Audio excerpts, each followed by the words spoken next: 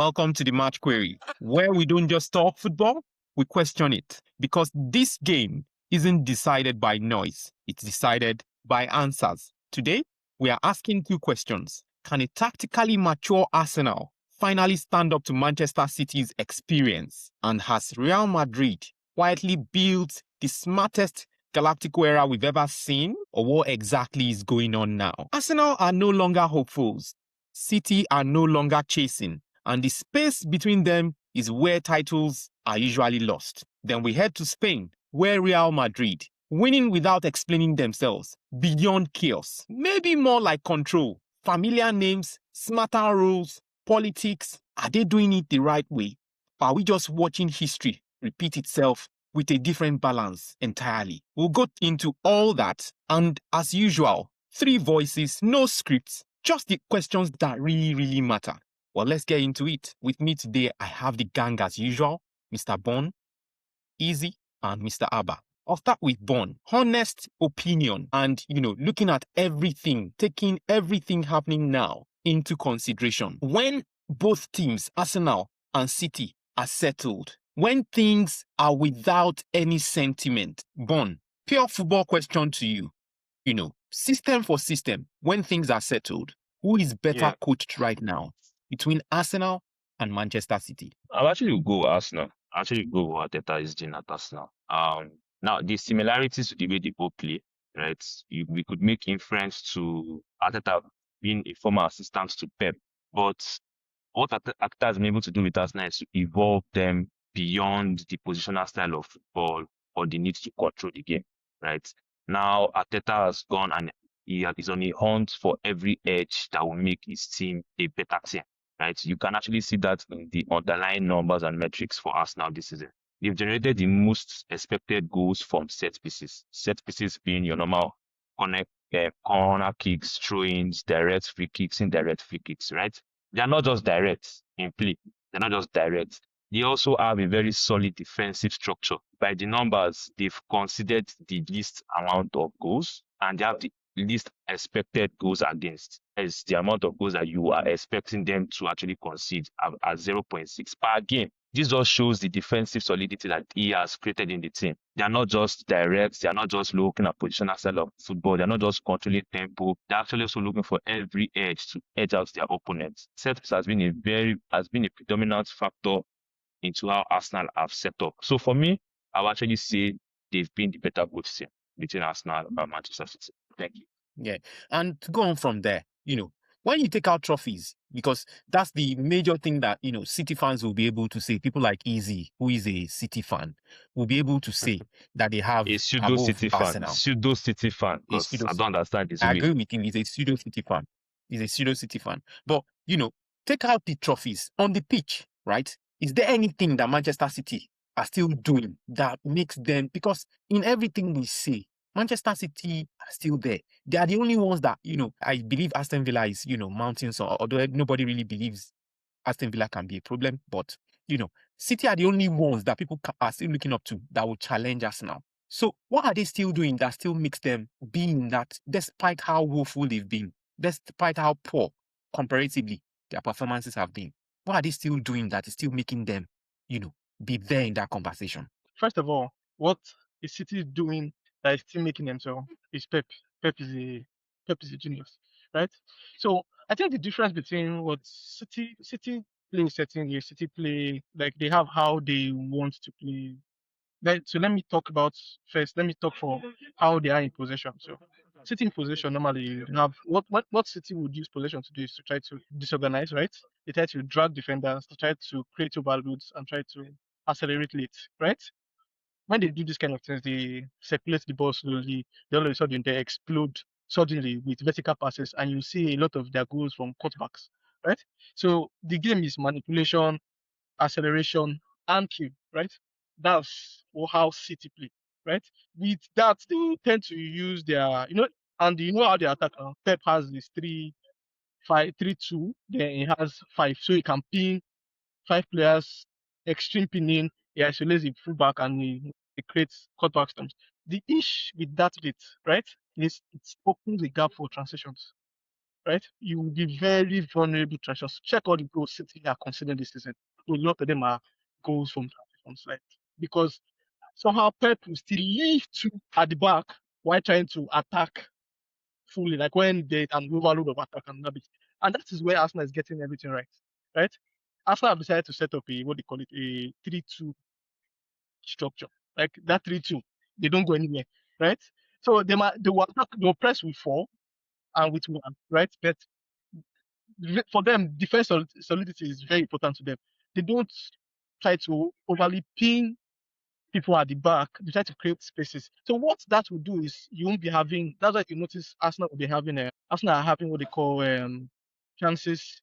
Arsenal are not creating volume of chances, but the ones they get seems to be high quality, right? They have now resort to they are going to be using set pieces and stuff like that. All this is a bit because, like I said, if they are not, a lot of times last season and last 2 seasons, Arsenal would basically be considering from transitions. Arsenal lose the game based on like they lose games that they are supposed to win based on how would I put it? Stupid actions. There's a way they have it where you isolate Saliba and Gabriel. Once you do that like that, go down up.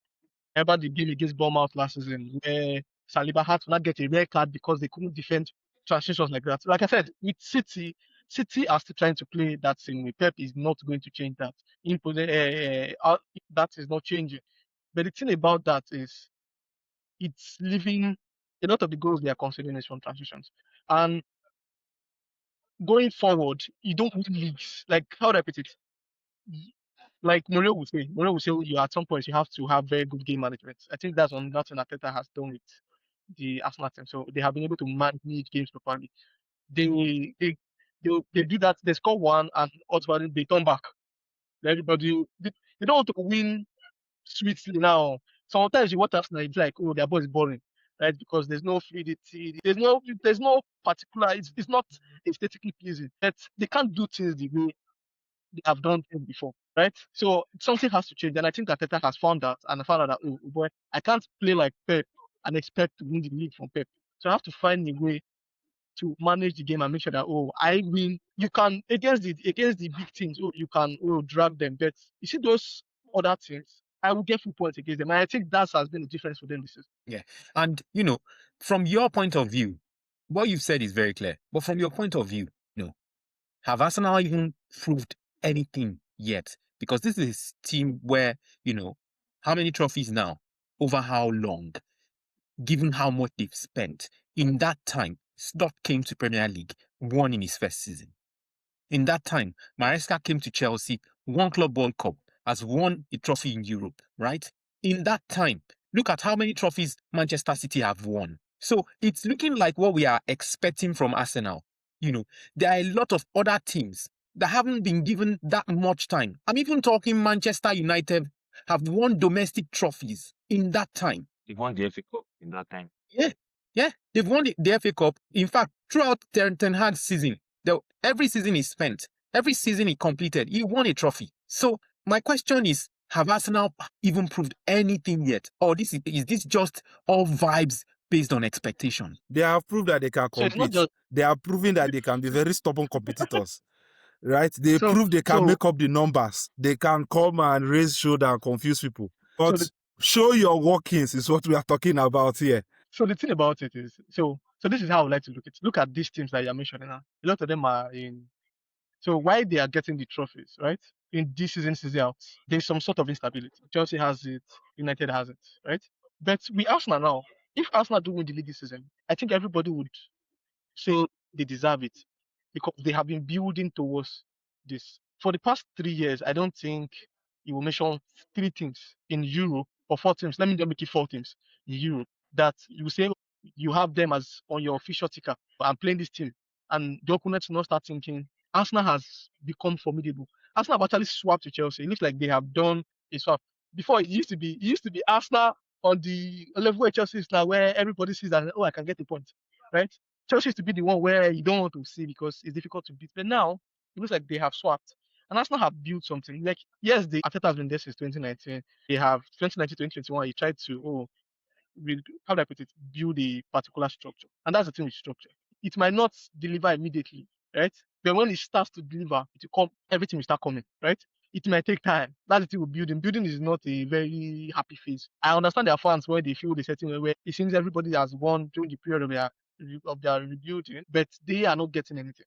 So I think they are on a very good track. The thing about that, and the scary thing about that is when he finally starts coming, he comes blah, blah, blah, blah, blah, blah, blah, blah. And that's the thing. And that's why I'm thinking this is it. It may not stop Arsenal will if it starts coming. it will not stop even when it starts coming because they get to that stage where they're formidable. And I think with that, I think Arsenal would win 2 trophies this season. And with that as a building block for I have not arrived, it's going to be scary for a lot of teams next season. Abba is not going to Abba argue because disagrees. the Chelsea Abba disagrees Chelsea is strongly, wrong. vehemently. Well, But yeah, I'm going to bring so in Abba I now. feel they're building something And that okay. okay, now Izzy has said something that processes produce results, sustainable results, right? Well, there has been the talk of give them time. We are rebuilding. It's a process. We've made jokes about elephants on the tree. Mr. Abba, are fans of other teams or football fans generally just overthinking it? Or is it that City just know how to close seasons? And also, I want you to talk about something Izzy mentioned. If Arsenal don't win it now, if they don't win it this season for any strange reason, what do you think will happen to them psychologically, mentally? Do you think the fact that they've come this close with everything they've been able to play, do you think this will hurt them later? What are your thoughts, Mr. Abba? Well, beginning at the ending of your question, so far, we saw how well they pushed last season, and towards the end, they crumbled. 2 seasons ago was the same story. And I think those last 2 seasons provided them with their strongest weapon this season. People talk about everything that Arteta has done, but I believe their strongest weapon this season has been mental. They have mentally been able to galvanize themselves, even when they don't play well, to try and win points, right? So they are not playing well, but mentally they say, let's go up for this corner kick, we get a goal. Let's go on and try and get a free kick, we get a goal. Let's take a long throw, we get something out of it. So I think their strongest asset this season hasn't been anything technical or tactical. It has been mental. And I think that is why if they don't win this season, they will take their biggest mental hit that they've had in a very long time. There was a game they played, I think, against Inter Milan or during the weekend. Against Villa. Where Was it against Villa? No, The just one that recently. Okay. No, just a recent game No, in within against their last 2 Nottingham games. Forest. Against Nottingham Very Forest. good.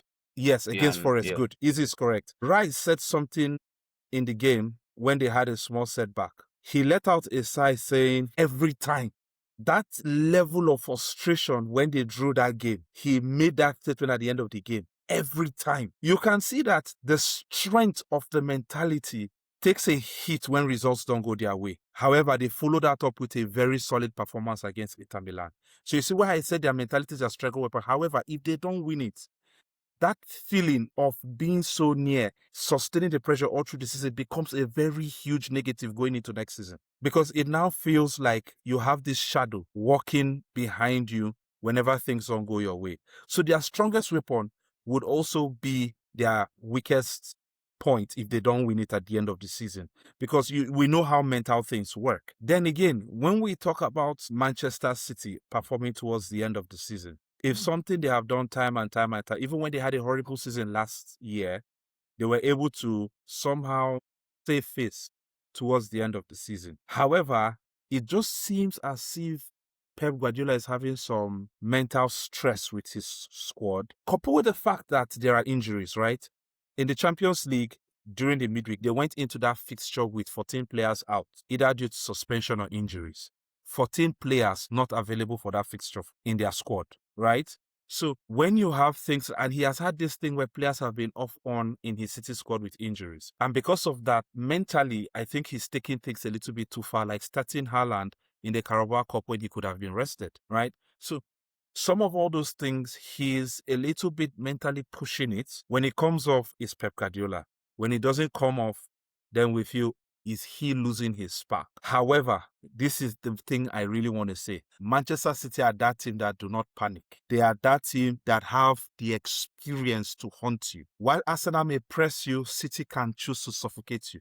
While Arsenal are clinging up to hope that this is their season, City is calculating. making calculated efforts to try and come back. You can see that in the January transfer window, right?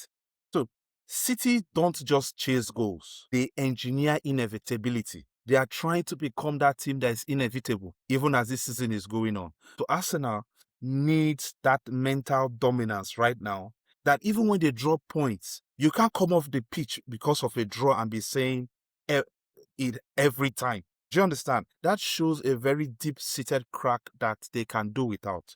We've dropped a point, we go again tomorrow, right? And just like Bond reminded me about the Aston Villa game where when they conceded, players were flying all over the ground, slamming the floor. And that was just their first defeat in how But isn't many it a bad games? mentality to have now? Isn't it a bad No, mentality it's to not. have? No. A bad mentality is to be annoyed you lost, not crushed like the season was over. What I'm saying is, when we get to the tail end of the season, the pressure is totally different.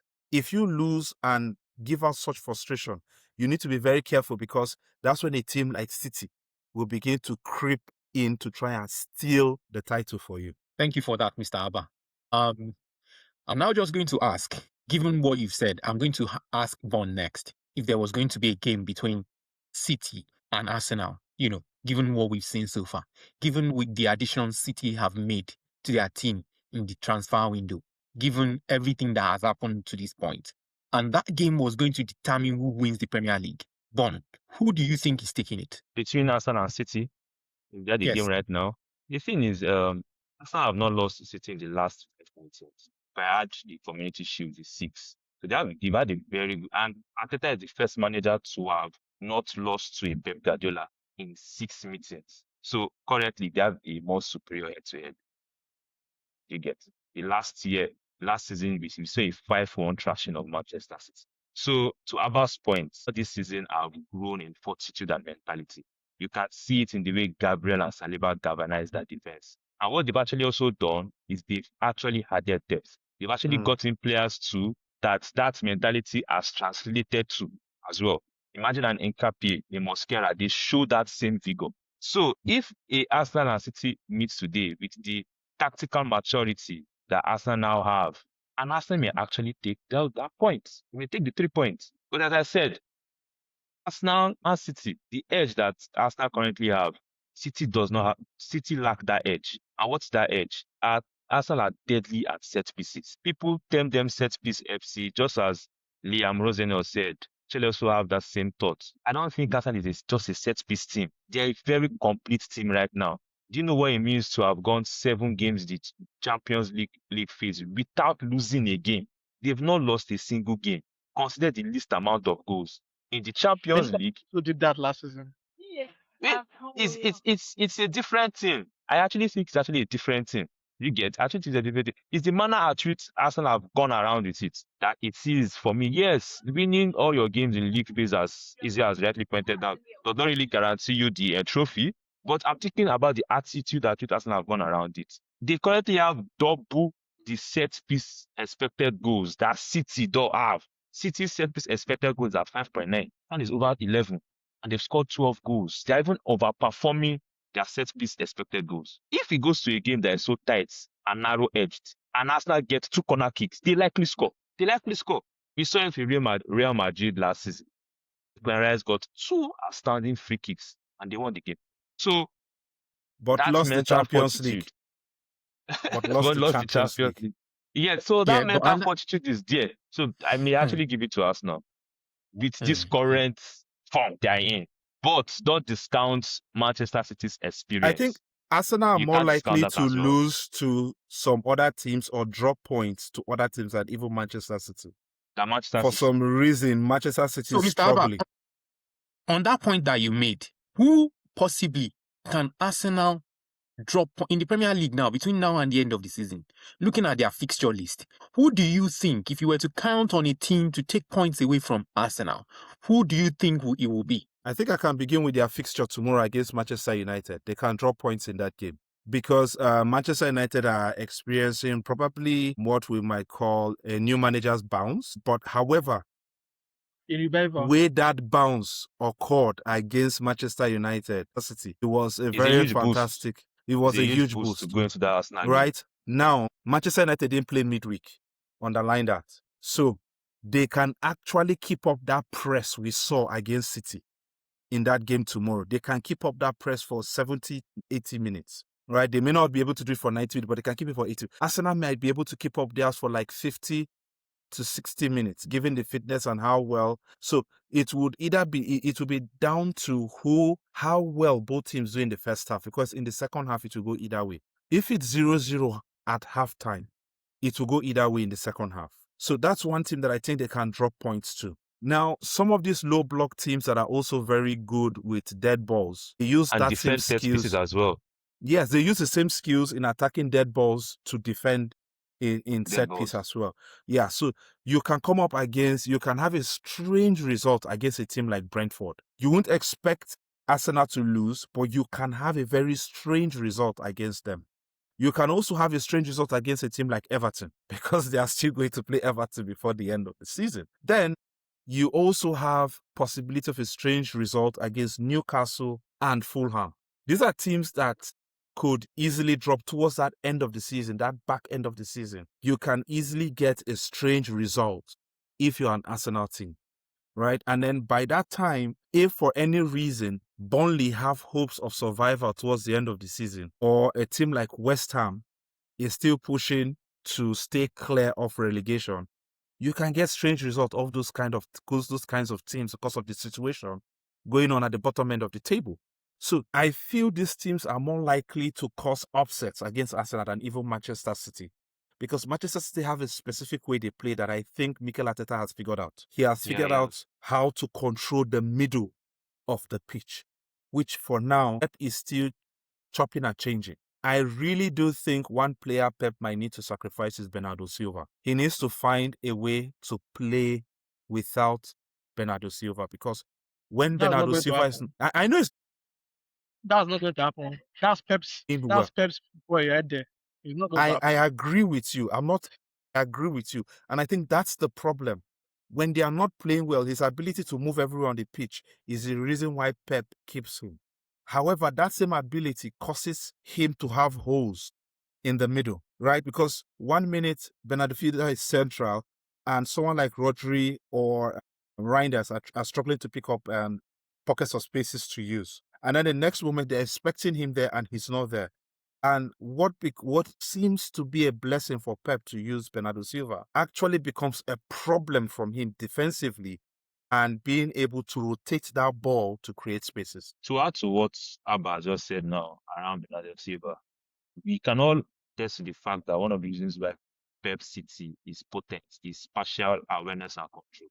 They control space better than any other team. Better than anybody. To an extent, better than Arsenal. One of the reasons why they've been bad this season, which is actually also to Izzy's point earlier, is they are now easy to counter press and beat in transitions because of spaces that they have left that they don't return back to efficiently. Which is my point. Bernardo Silva is one of the key players who leaves those spaces because of he floats. Exactly. So he floats about, and he really leaves spaces open, and people exploit it a lot. Which is why I'm thinking it would be positive to give a little bit of midfield solidarity by leaving Bernardo Silva out, in my opinion, even though I don't expect Pep to do it. Rodri, Foden, Sheki. Yes, I would rather have like Rodri, Reinders, Sheki, or Foden in the central area. Okay. Just to plug in, because even Foden has a little bit more discipline than Bernardo Silva. Bernardo Silva is a hustler. He's a very hard worker. I'm not taking any of those things away from him. But I feel, especially when they are in search of, like, if you watch the game in the Champions League, when Manchester City went 1 goal down, they were creating chances, but they were giving away as much space for counter-attacks as the chances they were creating, which is insane. You need to have that discipline to create and still be able to close up gaps against the opponent which they played in the Champions League. Yeah, and that's clear. Now, I'm going to come to you, Easy, because I want you to have the last say before, we move on from this topic. We've said a lot. We've talked about how Arsenal have not lost again in the Champions League. And you mentioned something specifically. Historically, Liverpool did the same last season, right? Guess who they lost to?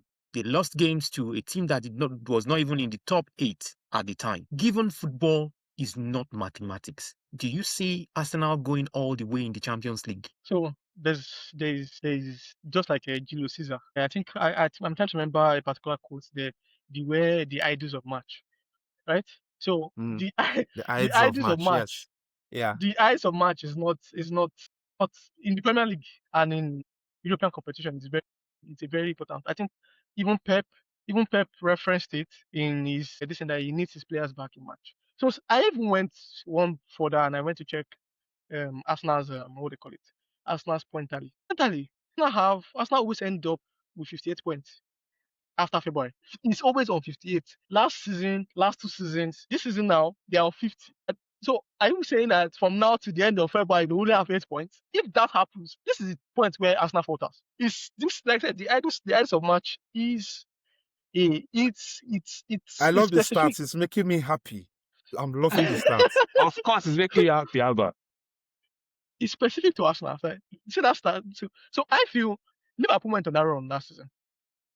I think Liverpool and Inter, they were one of the most formidable sides in the Champions League group stage. They got to the point where Inter almost dropped out at some point. It's just like Liverpool played PSG and all of a sudden they lost thing. So I feel the same way Liverpool started last season, the same way Arsenal is on that. By end of February, Arsenal had 58 points and they were 30 points behind Arsenal behind Liverpool last season. That's how good Liverpool were last season.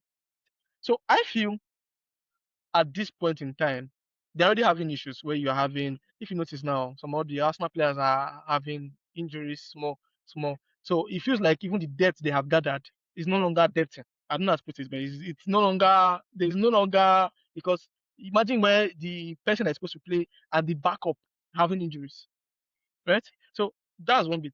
When Arsenal lose the title, it's always like February match. That is where they lose the title, and that's where they're about to enter right now. I checked their points after 23 games last season, in the previous seasons, and so far I think they have done better than they have in previous seasons, because I checked. I think in 2020, in last season it was 44 points, and in the season before it was 46 points, and now they have 50. So I think they have done a little bit of some teams that they normally would have lost to.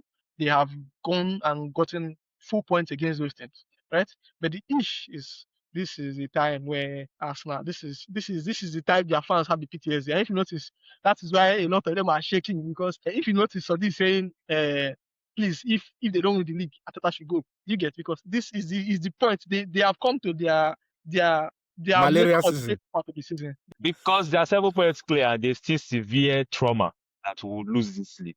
That's it, 7 points clear, and they see trauma. Because left to them, if they were probably 13, 15 points better, it's like been, maybe they can rest small and say, okay, we might drop points in February as usual, but might be able to see it out after the February match. But like I said, the heights of match is never very, even I think in 2008, I even went as far back. It's an Arsenal issue, and they were challenging for the title, and they lost that challenge between February and March. So it's a historical course. Hopefully they don't, like I said, they deserve it. Normally, as a hater that I am, even me, I know that my hate cannot do anything to this one at this point. If they No, do mine win, can. Mine can. Mine can. About Mine this is guy, but waiting even for me, February and March. my hate has even diluted a bit. I'm like, you come get, on, they've No. You they've can done never so well. dilute. they have I actually want to done very say good. So something. Before You have been vindicated. I have. It's funny Izzy mentioned something which is quite important. History. Although some people say history repeats itself, finds a way to repeat itself. But I think history is just there to learn from. It's still there to be seen. Will Arsenal learn from history? Is it the case where history is there to be learned from for Arsenal? Or is it the case where history will then repeat itself again? But that's where we put a wrap on that topic, and only time will tell. In a few more months, hopefully, we would all still be here to see who wins the Premier League. And talking about history, that takes me on to the next topic about Real Madrid. Over the years, we've seen warriors come and go. We've seen different moments at Real Madrid. I'm not a Real Madrid fan, but some of the greatest moments in football that I have experienced in my lifetime, in the time I have been watching football, have come from watching Real Madrid play. One of the things I still say to people is the most recent of those moments was the game they played against Manchester City at the Etihad a few seasons ago. I never ever saw that game coming. That entire, I don't know if it was quarterfinal or semi-final, I never saw that coming. And that would continue to stay with me for life. But then that means we are also delving a lot deeper into them today because we've known Madrid to produce results when they have not even been flashy. And at this point in time, they look not flashy at all. My question to Bon is, why does it still work even when it's not flashy? Because in a very short answer, they're a very efficient team. They are a very efficient team. Either they are a very efficient team or they are very efficient personnel. Very, very true. That is how it has always just been. If you check statistically wise, let's use the Champions League. Madrid have averaged lesser possession than the elite possession teams. And in some of those games, they have outplayed those guys. Right. The way Madrid is, they're an elite game management team. But this season, another reason why it's not looking flashy, but it's working is real-time efficiency in high demand. Mbappé has been very, very efficient. Very efficient. Either with runs into the balls, either with through passes, either with possession retainment, either with goals scored. Very efficient. 19 goals in the La Liga. Probably can say 7 of those goals were penalties, but come on, 19 goals and just 7 is penalties. Then 11 goals in the Champions League. They have just been very, very efficient. They've actually also kind of traded control with physicality. Gone from the eras of Cruz and Modric dictating play and stuff. We now have a midfield now of Valverde, Bellingham, and we have Tchouaméni. Tchouaméni is probably one of the best midfielders in interceptions and recoveries. I don't think they can call 5 midfielders above Bellingham in shot creation and box arrival. In Europe, Valverde is a perfect carrier of the ball. So they've traded that control with maximum efficiency in physicality. They have a very physical midfield. Yes, you could say, yes, they've been around down in certain games, but when you even look at the numbers, they're not even conceding that much. They have 9 clean sheets in La Liga, the highest. But you can see the point difference between them and Barcelona. It's just that in the defensive area of the game, they've had lapses. They've had very, very shocking moments. I can remember some Raul Asensio moments off the top of my head, but they've just been a very efficient team. They sacked Xabi That one Alonso, is just yes. a year player. They sacked Xabi Alonso, yes. But Xabi Alonso in his first 34 games for Real Madrid is averaging at the very similar stats to Flick's first 34 games for Barcelona. Almost over 70% or 70% win percentage. Was not doing that badly. They were walking into the game. Some players have actually also seen some promise too as well. So I'll just tell you one of the reasons why it's been working is because Madrid historically has had a very high efficiency record. Is this current trend sustainable for Real Madrid? So Is it? Do you I think it's a let me speak to that. sustainable thing? Yeah. So let me speak to that. So I think so it didn't just start now. This thing didn't just start now, right? It has always been there. So I did a bit of history dive. Like I said, I like history because the history you can predict, you can understand what is going on now and predict what is going to happen in the future, right? 1980, right? So they had they call them the Quinta de Botre, right? So they had 5 homegrown players that had, so those players were so powerful that they had that the coaches used to adapt formations to suit those 5 players. And finally left to Zaragoza, but that continued. Right? Even when it got to, so this was before 1986 to 1990. It got to 1990 and they had Fernando Rodunde, right? Likes control, likes possession and stuff like that. But they got a coach in George Valedano, right? And Valedano was like, no, this is not how I want to play. I want to play more vertical, more attacking football. And Ronaldo was like, nope, I prefer, I'm the leader in this team. I prefer slower possession-based control. They won the league, right? In those years, but the managers end up going after because, like I said, once you lose the dressing room in Madrid, a lot of times it doesn't matter what you achieve, you're out. So it's not a new thing. It what happened during Fabio Capello with Ronaldo de Lima, Beckham, and Herrera, where we would bench these players and we complain. They won the league. Still wasn't enough. You should let me go to a more frequent one. What everybody remembers, the Mourinho one, right? Where that happened in 2010 when Mourinho had ostracized Casillas and the Spanish players in the team, which Xabi Alonso was part of, right? Decided to plan a unique coup. It was only Ronaldo, Mourinho had on. Even though that Mourinho is a giant himself, he knows how to he knows where to match pressure on the next of what he would have been sent out that same week. So it's it's something that has practically happened. With the Portuguese team, the Portuguese wanted strict positional play. Madrid say no, we want freedom play. They have a lot of players that like to express because it's the Galacticos. They have players that like to express themselves. So you having to restrict them to tactics a lot of time, and that's what this guy did well for them. Ancelotti. Ancelotti gave a lot of them during Ancelotti time. I think there was nothing like that because Ancelotti gave everybody the ability to. He There was created maximum freedom a of expression. Maximum maximum freedom of freedom. expression. Zidane would have had issues if Zidane wasn't Zidane, right? Zidane has the respect of everybody. To go back to what Izzy was talking about. Bon, looking at this current Madrid setup, who do you think is the real alpha in this team? Because for every team, one of the things we always talk about is leadership. Who is the current leader in this Madrid team? Or are we seeing a generation of players in Madrid where there is no leader and there is just everyone just hustling who has the highest ego? What's really going on? Well, if you actually look at it, right, there are people that you would expect to be the leaders of the team, necessarily, and not necessarily who is a captain, the leader. Yes, you expect the captain to galvanize the team, but okay, Carvajal is actually the captain, but he's out injured, so Valverde is like the DC, right, and he's now being the captain of the team. But he has a very, very silent role for me. If you look at it, as easy as pointed out historical and given an historic pattern, Madrid has tilted to player power. The players have maximum power in the team. You could actually even say that Vinícius was probably a very vocal leader that led to Xabi Alonso taking away, right? The leadership of Madrid is now separated across board. Mbappé is actually also a leader by the virtue of his performance and star power. Is actually a leader in the team. The leadership in Madrid is quite differentiated. It's not like stuck to one particular person. Yeah. Before Modric left, I could point to say yes, Modric was the visible leader of this team. Based on his performance, his experience, everybody would look to him. Even Mbappé looked to Modric. Because yes, even though Mbappé probably wanted the number 10 shirts, he alluded to the fact that no, Modric is still here. That shirt belongs to him. Do you get? But now it's really not like that. And probably because if you look at the average age of the Real Madrid squad, it's quite younger now than previous years.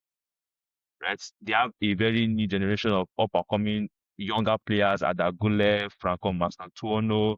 There's Nico Paz at Como that there are rumors of him coming back. You have what's this guy's? I don't know his first name, but Carreras, the left back. You have Oisin. You have a younger group of players. Generation, you have a Gonzalo Garcia. Yeah, so the leadership for me is quite differentiated. So you would expect Courtois, okay, but Courtois is not really, probably is a behind the scene leader, but not really a vocal leader on the pitch. The old guards currently at Madrid are not really vocal leaders on the pitch to that extent. Vinícius is even more vocal, and Mbappé is more vocal. A Bellingham is more vocal on the pitch of play. You get, so those are basically the face of Madrid right now. Yeah, basically the face of Madrid right now. So yeah. Well, that brings me to you, Mr. Abba. Looking at what Von has just said, there are very many faces in Madrid. You know, people usually say, there might be chaos when you bring more than a captain into a ship. And it's one of the reasons why we still don't understand how Madrid are still doing it. Despite all of this, despite all these egos, player powers, all of that in the same dressing room, Madrid are still up there. You would think with all the drama that they are not performing this season at all. Yeah. But if you look at their position in the Champions League and La Liga, what do you think is the explanation for this? Why are they still winning when they shouldn't? Other teams go through these same phases and they struggle. What is it with Madrid? Okay, so for me, I think it's pretty simple. We always talk about structure, system, and all of that at clubs. When you look at Arsenal, for example, which we've talked about earlier, they built a system. When you look at City, they've used Pep Guardiola to build a structure. When you look at Barcelona, it's built around a philosophy. Madrid is built around endings. It's built around just producing success, right? And that is why the culture is the way Izzy has described it and Bon has followed up with, right? Madrid do not ask, like they are not asking the team, are we ready? They don't ask those kind of questions. They assume they are always ready. They assume they're going to be ready. But when they buy a player, they are not thinking, is the player good? They assume the player is already good. He's going to be a legend. So Madrid don't do rebuilding. They just reload, like get rid, put back. So while clubs do cycles. Madrid doesn't do that. Like they just function in producing success and results. So that is why even when things don't look too good, they find a way to produce, because the culture is, we are not defined by whether we're in a good phase or in a bad phase, we are defined by the production of endings. I don't know if that word gives a very good description of what I'm trying to say. Yes. So Result it's all oriented. about result oriented. It's outcomes, and they are not saying we might get an outcome if we do this. We may be here. No, they are like, we do this, we get an outcome. We do this, we get an outcome. So it's why coaches who come with some of the strict mentality may not really succeed, because they're like, no. We're not here to try this, to do this. No, we are here to say, give us this result. You see it with how they approach refereeing decisions. You see it with the Niagara case. You see it with how they try to bully people. Even the Ballon d'Or, they are like, we are here. We deserve Vinícius this. should win the Ballon It's d'Or. ours. Yeah. So it's a level of, for lack of a better word, big boyism that they have in world football, that they feel they deserve success. So they're going with this mentality that we are not performing well, but we deserve 3 points, right? 15 They're going Champions with League this can do that to you. Yeah, Bro, do you like, get it? we are not Champions great, but Like, we win the Champions League. So Oga, it's they get an shoulder pad aura. everywhere. Thank you. It's not even a philosophy. It's an aura. It's an awe of, we belong. We own this. We are the top dogs. So the players think that way. Is why someone like you don't come as a coach and try to be humble and try to fix things. No. You demand things, right? So when you don't have that aura, you struggle. When you don't have that aura, they just look at you and say, no, you're not a good fit. It's not about your quality as a manager. It's about your ability to say, I have arrived because we are Madrid. So results come regardless, right? We can see, despite what looked like struggles all season, they are not far off Barcelona in the league. And let's be sincere, they are not far off Barcelona in the league. All they need is 1 or 2 games not to go well for Barcelona. And if they're there, they would pounce. So they feel we have 2 players who could be world best in attack. We have a midfielder who could be world best in the middle. We have a goalkeeper who has been best goalkeeper in the world many times, right? And we are holding some of the potential world best young stars in the squad. So it's an aura. I think that's the best way to put it. It's a class that exists only for Madrid. That's deep and that's insightful. Well, I guess my follow-up question to what you've just described is this. Now, you've said about how this is not your regular project, how this is not your regular display of football system or a system of tactics. Is this what other clubs are trying to be like, maybe through other means? Is this the standard everyone else is chasing?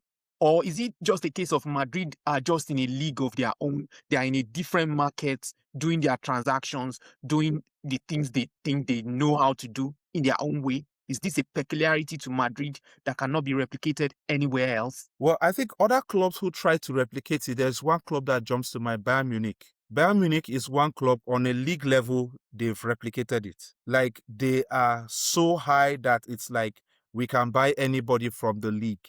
In fact, all you 17 other clubs can act as feeder clubs to us. They also try to replicate that in the Champions League, where when you come up against Bayern Munich, the bottom line is this is a juggernaut. It's not debatable. We are in the conversation. So Bayern Munich is one of the club, and PSG tried to replicate that, what Bayern Munich and Real Madrid have, and they failed for so many years. Let me be fair. PSG failed for so many years, pumping money, getting Neymar, getting Messi, and the one time they decided to rebuild their own system, boom, Luis Enrique wins it for them. So it's not something that you can easily copy. It's like a DNA.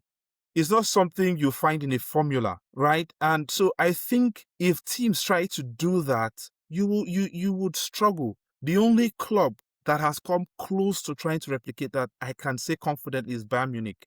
The reason why I'm not saying Barcelona, don't get me wrong, I'm not trying to disrespect Barcelona. Barcelona is a philosophy, is a culture, is a lifestyle, right?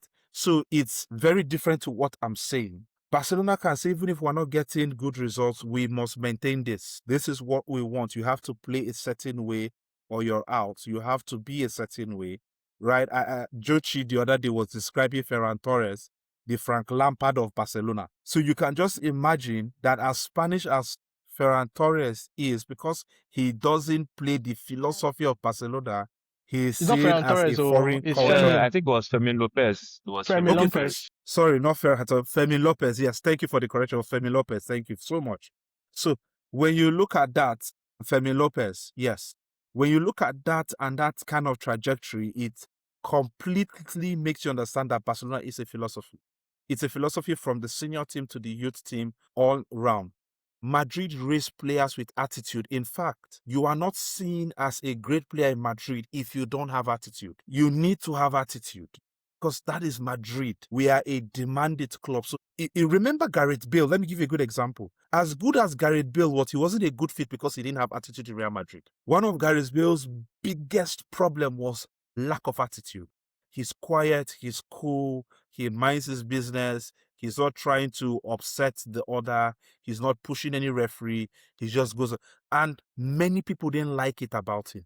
The fans didn't like it.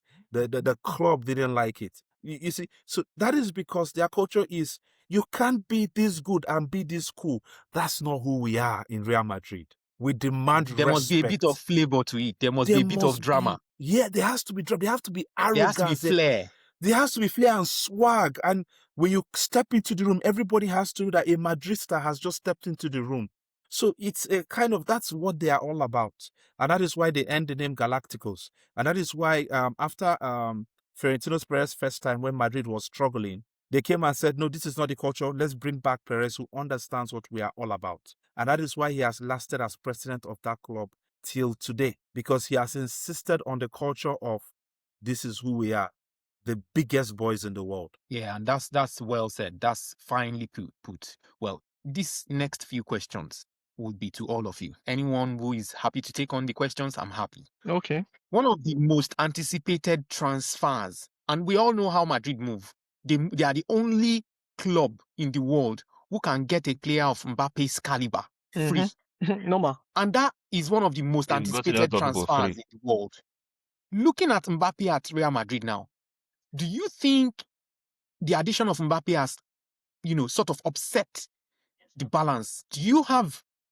Now, this is just echoing what I've seen online. Some people think that Madrid play better when Mbappe is not there. Do you share the same thoughts? That's not true. Do you think the addition of Mbappe I has also don't agree. changed everything? That's not true. So let me take the first bit. I think my other guys would complete a bit. So when you asked the first question, you said upsetting of balance. Yes, Mbappe did upset the balance. That's what happens when you put stone inside water. The water must vibrate. Do you get? So obviously Mbappe is a big player, very big player. So you won't expect him to just come in and they had before then they had some players that had superstar what they call it in quotes. We had there was Vinícius, which was there longer. Yes, and they had Jude Bellingham. So they had found a way to work together where it felt like they were the two most important players in the team. Then all of a sudden, you go and bring an Mbappe that is coming he's not coming as a youngin. He's coming as, I have made it. I'm the best player like this team currently has. So definitely that will not sit well with a player like Vinícius that has an ego to protect. Someone that if he feels Madrid has built something around him, and all of a sudden they want to carry that crown and give it to another person that is just joining the club. He has been in the club since 2018, and now someone is coming, and after 6 years or 7 years of total, he has given his all to the team. You want to remove the crown that he just got and carry it and give to another person that just coming. So it won't sit well with him. So I think, yes, that did upset. The bit where they say Mbappe makes Madrid better. The reason why it looks like, him in the system is causing an issue is because of one reason. Like I said, it's ego. Once he's in his team, issues tends to just play how he wants to play. So he's no longer doing how he's supposed to do because he believes, there's internal competition. I think I was giving an example where it's a team. You're not supposed to be competing. You're supposed to get out the best out of each other. But with Mbappe and Vinícius, it seems like you have two fractions, right? And each person wants to be seen as the best important player. I think at some point they found a way to coexist. But at some point again, ego got in the way as it will, and we start to build out where you're having Vinicius will get the ball in a better position and he's going to pass to Mbappe. And Mbappe is asking, what is going on? And they're telling Mbappe, Vinicius to pass more. And he's saying, no, I want my creative freedom. I should be able to do certain things with the ball. And I'm not getting that. And because of that, it looks like he dulls the spirits. And him being an older player, he has boys. He's Madrid factions too. He has people that he commands, people that once he says yes, they're on his amen.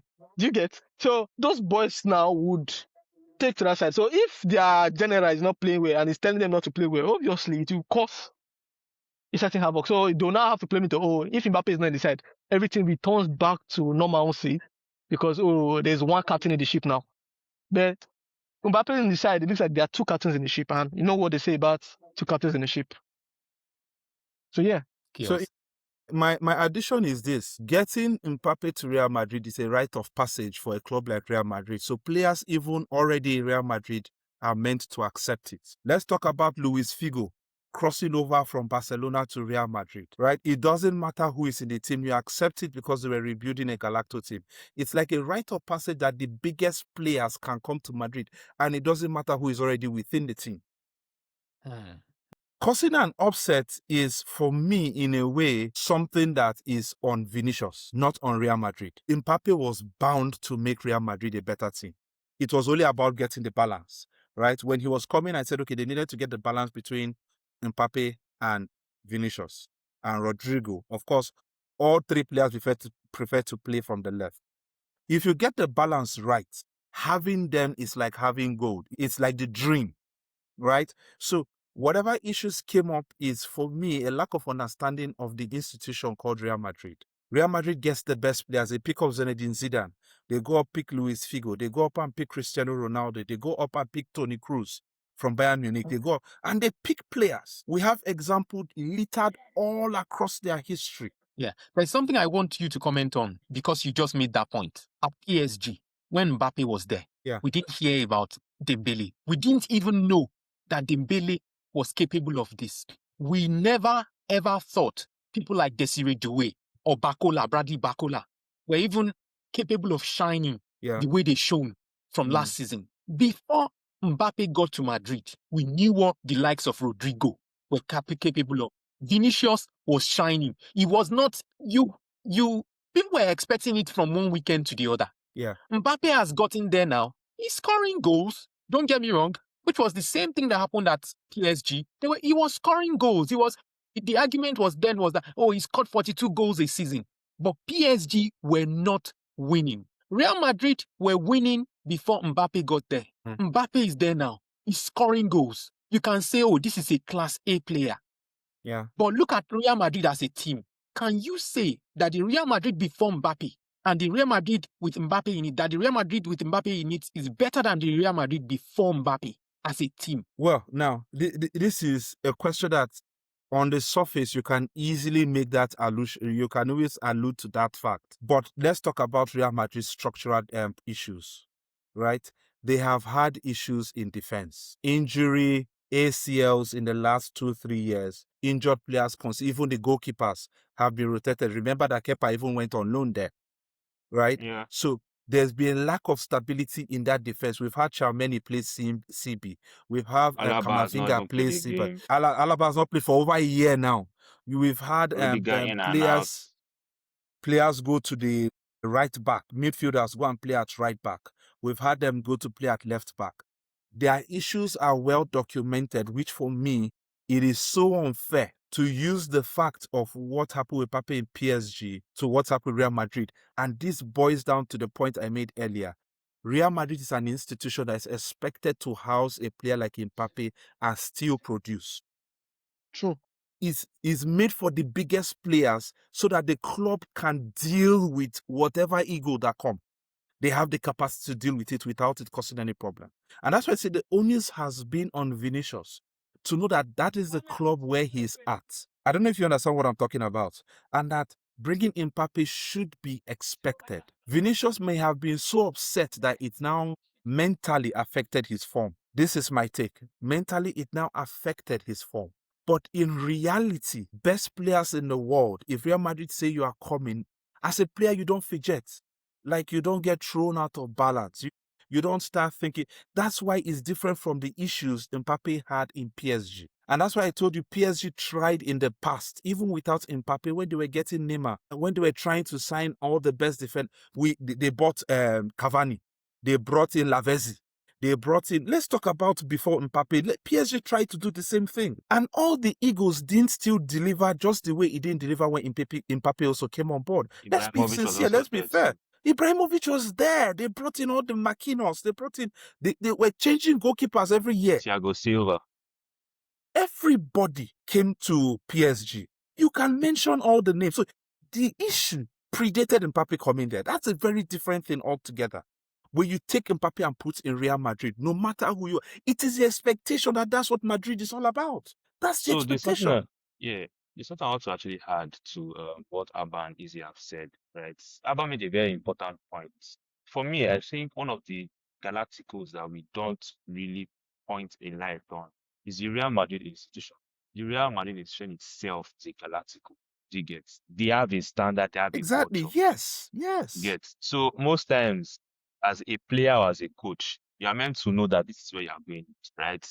As we were saying before the show, the way Madrid has been created or structured is this is our culture, this is how we are going to run things. We are result oriented, we get it. We don't care about all of your egos. Clash however you want, but deliver those jobs at the end of the day.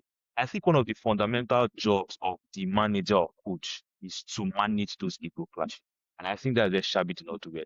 Mind you, Mbappé was signed during, if you look at Mbappe's press conferences, Vinícius' reaction to him coming, you would never have seen any issue brewing. And during Ancelotti's season, it did not look like there was any issue between any of them. Because No, there wasn't. Ancelotti managed those egos. He managed this very well. He didn't do it in a way that there was a faction between one player or the other. Or I'm benching one. In fact, the person that kind of got sacrificed in a way was Rodrigo. He's Yeah, always very the correct. That's sacrificial lamb. true. He's a sacrificial Yeah, lamb in that team now. Because in the profile, he's the lowest. Among the three of He's them, the he's at the lowest bottom of the among the profile. three. And Bellingham was popping in the goals. Now, if you look at it now, we are not seeing all these rumors of Vinícius is not happy or this or that. It's because the steward that was brought in to manage the club. Look, it's something I mentioned with Maresca when he was sacked. One of Maresca's bad attitudes this season was he chose favorites. You could see some clear signs of favoritism. Once a coach displays favoritism and excludes a star player from the list of favorites, it becomes a problem. And it felt like True. Xavi did that with Vinícius. It felt in the beginning that Xavi did that with Vinícius. He started from the Yes, Club World Mbappe Cup. he started exactly from the Club World Cup. It felt that way. At first, we thought, it was because Rodrigo was the one chopping bench. But Rodrigo was not even In the mix. complaining, to be fair. It wasn't with Vini is a different thing. Izzy already articulated the reason why Vini has grown to be a star player. This is the same Vinicius that we had compilations every week of failed attempts at anything, dribbling, scoring, shooting. But he has evolved. Perez allowed him to have that freedom of time, and it's Perez's boy. Vinicius is Perez's boy. It's not. It is clear. Yes, now. He loves Perez went to Vinicius war. Junior. Perez went to war with the whole Ballon d'Or committee because of one person. Vinicius. Do you get? You hear Vinicius racism anything, Perez is there. You got somebody was Vini at all those each times he had the Vini. This guy was invited to the direct. How many Madrid players have you seen in the director stand in a match? Vini is there. Do you get? Vini stored his contract. Say I won't sign until this Baba come out. They come out the Baba because of Vini. So when you look at all these things, you tend to see that I feel the mess up or the mishaps that happened this season is down to the fact that the steward that was brought in. And look, I love Xabi Alonso. He's a fantastic manager, tactically and everything. I feel probably he didn't manage, and I also think he also had internal management issues with people in the club. For example, he brought in his own medical team, and Antonio Pintus was sidelined. Problem. You don't sideline Antonio Pintus. At the moment, I think Alonso Xabi is really sacked, came in. Alonso came in with that coaching mentality we talked about, right? He wanted to influence things on the pitch. Meanwhile, the history of Madrid says you've influenced things like the players, their personalities. But it was always part of it. Their media there was always and part issues. of it. So it's strange that he suffered that because like I said, he was part of the system in 2010, 2011, But he 2012. wasn't When vocal. He wasn't a vocal player. Let's remember very well. yes, He's now, not that vocal yes, player. now, yes, but He's there one of was those cool, behind. quiet guys. Also, Yes, now. let's not forget that between then and now, there has been the advent of the social media, which means you say something, True. it becomes obvious to many It people. becomes more obvious. So, Yes, And very funny true. enough, the the politics Abelua then that has been. funny enough, the Abelua that has replaced him now. Look at his last press call. As Abba mentioned, he's saying the things that is Madrid's culture. Who allow Yes, the now the players things to they want to express hear. themselves. Yes, exactly. Let them decide the games. Let them decide the games. Almost looks Well, like Finidi George that says we don't use tactics. oh my God, I mean, There's no formation. Let them go and that play. statement is traumatic to Just put me. them, let them play. That statement will forever represent the reason I feel Nigeria didn't qualify for the World Cup. And God will It's punish you all the see, it's people. God will let's punish all the just people that employ them. But let's not deviate. Let's not deviate. Easy. Okay. If you remove the badge, looking at this Mm, Madrid team, okay. if they are left to express themselves, and if you remove the badge, looking at PSG, Okay. they are the current champions of Europe. Mhm. If those teams were to play and you forget Mhm. their history, Okay. currently, who do you think will win? PSG wins that match. Sorry, PSG wins that match. Give Guess what? me a No, one-line reason. No, it depends, right? So it depends on the venue. If it's a final, Madrid wins. If it's going to be a Champions League final, there's a mentality Madrid has with that. I know they use I know. IC final. But if it's in a group game or in a quarterfinal game or over 2 legs, I feel PSG win. First of all, PSG have a system that Enrique has built, and they have been able to use that to counter a lot of.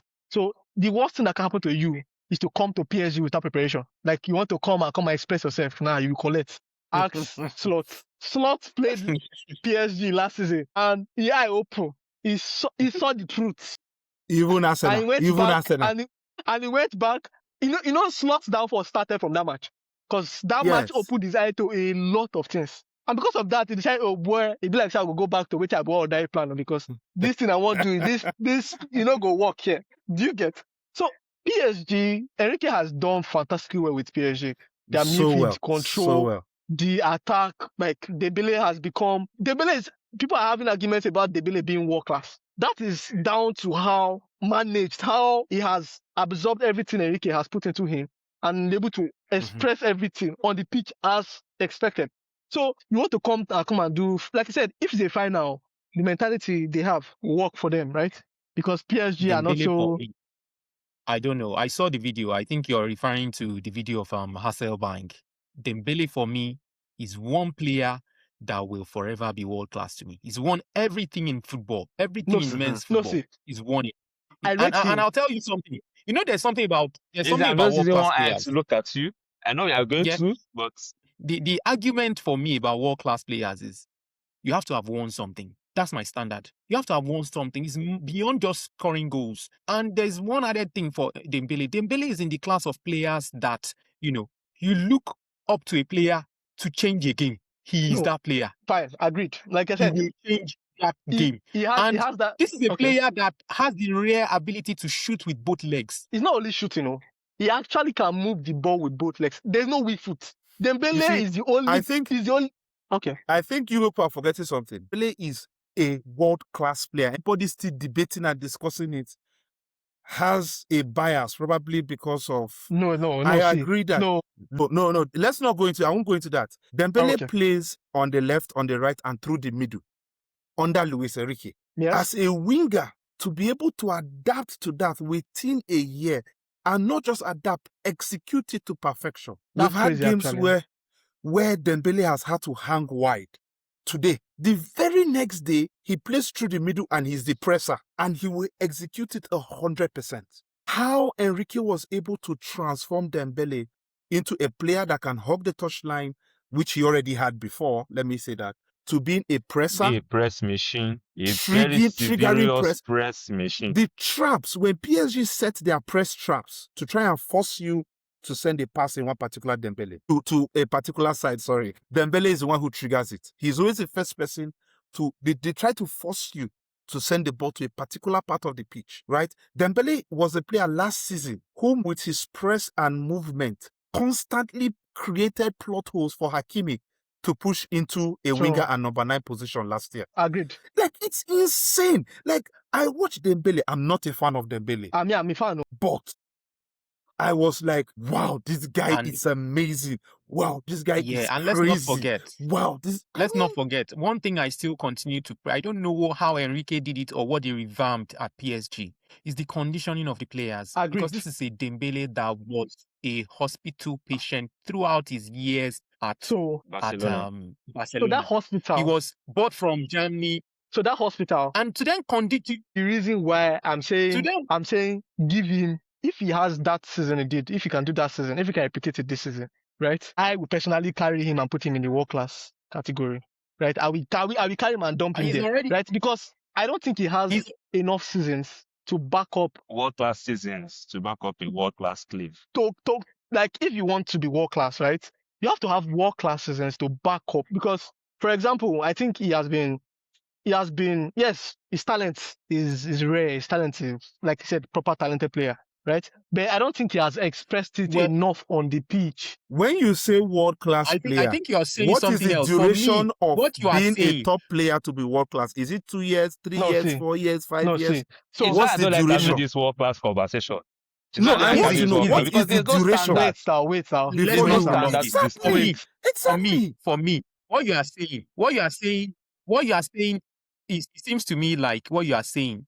I look at it differently. Okay. For a player to move from world class to a legendary status, no. So right? So I don't think you must have multiple world class seasons, and that is why people like Delima. Okay. You know, you say they are legends. Okay, so I think they are legends. So I think not just world class, they are legends. So I think we have different definitions, right? So yes, I think the problem now is the category you put. So you now you have legends. I don't have legend in my books, right? What I have is world class and top class, right? Dembele is a top class player, right? Top class you can have 1, 2 world class seasons, right? For me, world class is where he ends. But just give me easy, you know. No, now see. Which one is top class? See, for a player to be world class, right? You can have a world class season, right? But if you flop, let's say you flop the next season and the next 2 seasons, you can easily be forgotten. That's what I'm saying. You have to have like me too.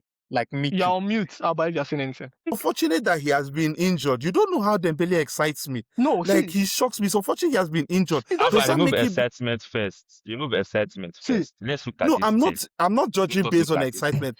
No, I'm removing excitement. My question is this: are we denying him that status because of injury? That's what I'm saying. Or because he has actually flopped? No, so ask Bon. Bon is aware. I can never even call Dembele a flop. I've always been against it from the onset, right? So what I'm saying is he hasn't. Give him 1 more season. He does that bit. I like I tell you, I will carry Dembele and dump him inside the world class category because, like I said, his talent is rare. So him being able to implement that on the pitch. Last season was glorious. He was very key to what PSG did. The miracle from January to... Okay. So my question really to make this thing all clear is even at the World Cup that France won. Okay. Would you say in all the times he was at Dortmund, France national team, Barcelona, and they won trophies, can you really point that Dembele was instrumental to any of those trophies? None. That's the thing. Actually, you will not bring out one. So that's why I say this PSG won. You can point out to say PSG don't win all these trophies they won. Cost of him. Do you get? Ojo said Ojo has legendary status. So what I call, so for me, if I leave world class, now goat. You guys are just creating various standards. Ask all these guys. Ask Abat and Easy. That has always been. I've always had world class and legendary. And for me, for you to get to world class, you must have won something. You can't be scoring goals, and that was my grouse with Harry Kane. So you are part of the people that were dragging Harry Kane. Harry Kane for me is world class. Harry Kane is world class now because he has won something. Can you imagine? So you have to win something. If Harry Kane then goes on to win the World Cup, even Harry Kane knew that he had to, go and solidify his name because you remember if Harry Kane then goes on now, Harry Kane he needed to write his name. Harry Kane was world class. There was Ojo, you are indicting yourself. If you have legendary in your tier of players, then Harry Kane was world class, but he couldn't go down as a legend because he didn't win anything. Winning things is what is making him a legendary. He couldn't even go to be world class because he didn't win anything. No, he was That's world what I'm class. telling you. Harry Kane You are was saying world it Ojo, was class. world class. For Ojo, it It wasn't wasn't because world trophies class. was not there. Let me tell you something. History in football remembers only winners. Yes, History that's why you remember have if the you tier like, world class. if you like, score 1 million goals and don't win something, people wouldn't really recall like that. Mhm. But when you win, people will remember you, especially when you've scored goals. And what I'm saying with Harry Kane was he needed to win something, and he has. Yeah. For him, in the context of football and everything that is happening now, what would move Harry Kane to become a world acclaimed legend into that status if England should win the World Cup? My God. Well, anyway, let's not prolong it because I think we've spent quite a lot of time talking today. And what today has really showed us is that football does just not have one truth, Mhm. right? It has moments and it has memory.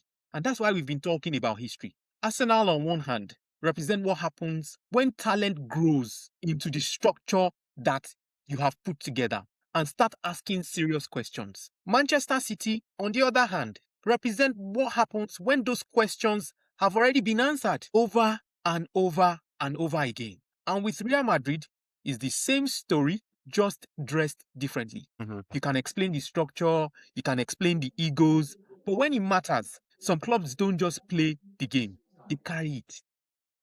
And the scary part is that none of this is settled. Not the title race, not the hierarchy, not the future. And that's why football is not mathematics. Because all we know is this: football will always choose who's ready at the moment, who wants it more, not who looks best on paper. We've argued, we've disagreed, and the arguments will continue. But the questions will never stop. Because football never stands still, and neither would we. Same time, same place next week. This has been the Match Query. Like us, follow us, comment on all our pages, and we will be there to answer your questions. Thank you. Thank you. Thank you, guys.